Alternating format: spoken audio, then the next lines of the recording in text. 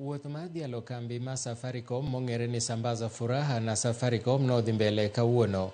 Odiochieng' ma kawuono nogikie giko mare gwenge mag Masawa ma Kenya ka johera mag Safaricom miche gi miche kaachiel kod johera mag nyakalondo mar Wimwaro FM nowuok oko e dhialo nyasi ma kamano.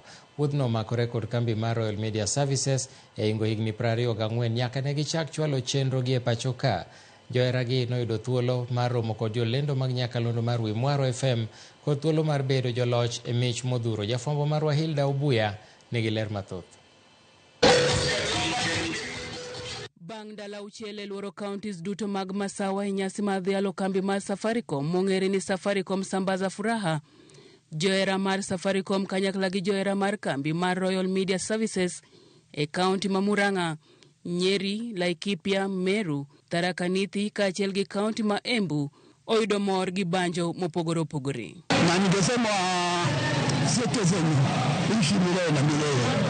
Kwa vile nimeshuhudia mbuzi hapa na nikuchaguliwa, nimechaguliwa, nikaulizwa maswali, nikajibu vizuri.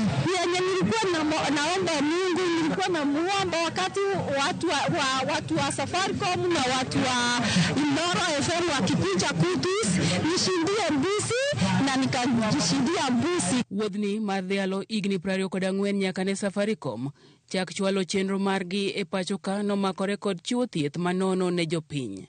We managed to treat Tharaka Nithi County customers and the residents with the free medical camp. We had more than 2,000 people just coming for screening on various medical issues. About 200 of our partners in Nanyuki, the engagements with the micro SMEs and the small and medium businesses, it was fantastic. Some good feedback there in terms of what we need to do more to enable their businesses. And I think even as we get to the next set of caravans, these are some of the engagements we want to continue amplifying. Wuoth mar Sambaza Furaha na Safaricom nokelo mor mogudho e chuny johera gi ni mar kamora mora mane gichung'e ne giwuok gi mich modhuro. And as Safaricom, we commit to continue giving our customers products and services that are worry-free and continue giving them frictionless customer service, where we also safeguard them from fraudsters, safeguard their data from exposure. Wuodhni orumo e alwora mar God Kenya odiochieng' ma kawuono kendo koro odhi chome gwenge mag imbo mar piny Kenya kuma johera geno ni biro chodho mich modhuro.